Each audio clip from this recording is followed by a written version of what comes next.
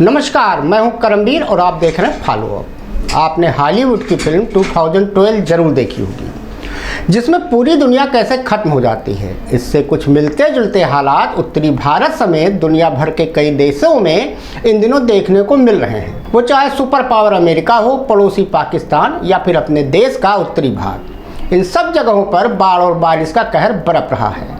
वजह है global warming, जिसके चलते दिल्ली, पंजाब, उत्तराखंड, उत्तर प्रदेश और हिमाचल सहित देश के उत्तरी राज्यों में बारिश से बाढ़ जैसे हालात हैं। पिछले 24 घंटे में 7 राज्यों में लैंडस्लाइड और बाढ़ की अलग अलग घटनाओं में 56 मौतें हो चुकी हैं। पहाड़ी क्षेत्र मनाली में बारिश का 52 साल का रिकॉर्ड टूट चुका है। हिमाचल के सीएम ने लोगों से अगले 24 घंटे घर में रहने को कहा है। प्रदेश में कई नदी नहरें खतरे के निशान से ऊपर बह रही, 2 जगह बादल भी फटा है। दिल्ली में यमुना नदी का वाटर लेवल खतरे के निशान को पार कर चुका है। सीएम केजरीवाल ने कहा है कि हमारा सिस्टम ऐसी बारिश के लिए बना ही नहीं है। इस समय सभी राज्यों को साथ मिलकर काम करना है। वहीं दूसरी ओर पीएम नरेंद्र मोदी ने बाढ़ और बारिश के हालातों को लेकर मंत्रियों और अधिकारियों से बात की है। पीएमओ के मुताबिक प्रशासन और एनडीआरएफ तथा एसडीआरएफ की टीमें रेस्क्यू में जुटी हैं। देश की कुल बारिश अब सामान्य से अधिक हो गई है। 9 जुलाई तक सामान्य बारिश 249 मिमी होती थी। अब आंकड़ा इसे पार कर 243 मिमी हो गया है, जो 2% ज़्यादा है। उत्तर प्रदेश में भी कई इलाकों में येलो ऑरेंज अलर्ट जारी किया जा चुका है। अब आपको बताते हैं इसके पीछे की असल वजह आखिर है क्या।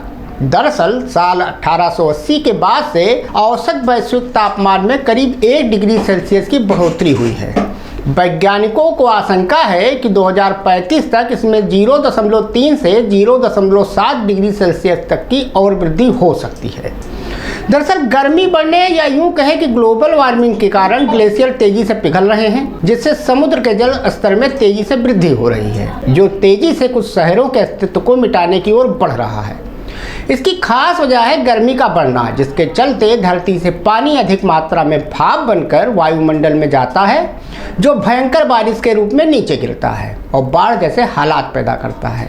इसके साथ ही समुद्र का जल स्तर बढ़ने के लिए सीधे तौर पर बढ़ रही गर्मी जिम्मेदार है। इसकी चेतावनी तकरीबन 2 साल पहले ही एक वैज्ञानिक अध्ययन रिपोर्ट में दी जा चुकी है। Potsdam institute of climate impact research के साइंटिस्ट प्रोफेसर एडरसन लीवरमैन ने ग्लोबल वार्मिंग की वजह से भारत की बारिश पर होने वाले प्रभाव का अध्ययन किया था।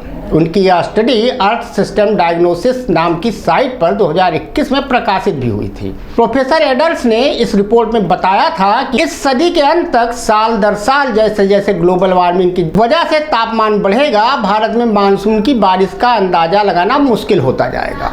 यहाँ तक कि बारिश की मात्रा भी ज़्यादा हो जाएगी।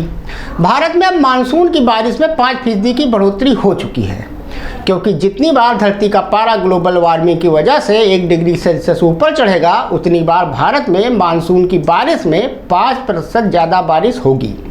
नतीजा वही होगा, हमेशा की तरह ज़्यादा बाढ़, करोड़ों रुपए का नुकसान और लाखों एकड़ में फैली फसलें होंगी खराब। यह खुलासा 2 साल पहले ही इस रिपोर्ट में किया जा चुका है। दूसरी वजह है विकास के नाम पर पेड़ों का अंधाधुंध कटान और सरकारी कागजों पर उगते पौधे। मिसाल के तौर पर उत्तर प्रदेश में साल दर साल पौधारोपण का सरकारी लक्ष्य तो बढ़ा, लेकिन पेड़ नहीं दिखे। अमूमन प्रदेश के हर जिले में लगभग 1 करोड़ से लेकर 1.5 करोड़ पौधे बीते 5 सालों में लगाए गए। सरकारी विभाग में पड़ी फाइलों के कागजों में पौधारोपण कर हरियाली का दावा तो किया जाता है, लेकिन जमीनी हकीकत यह है कि जहां पौधारोपण का दावा हो रहा, वहां जमीन बंजर पड़ी मिलती है। आप जब घर से उमस भरी गर्मी में कार या बाइक से निकलते हैं तो अपनी गाड़ी किसी छायादार पेड़ के नीचे खड़ी करने की कोशिश जरूर करते होंगे। खुद भी खड़े होते होंगे, लेकिन एक पेड़ लगाने में कितने लोग आगे आते हैं। सारा दोष महज सिस्टम को देकर एक जिम्मेदार नागरिक नहीं बना जा सकता। पेड़ लगाइए, एसी कार और विकास के नाम पर प्लांट लगाने पर लगाम लगाइए, नहीं तो देश विश्व गुरु बने ना बने, लेकिन हम अपनी आने वाली पीढ़ियों को बहुत सी पीड़ा जरूर गिफ्ट कर जाएंगे। धन्यवाद।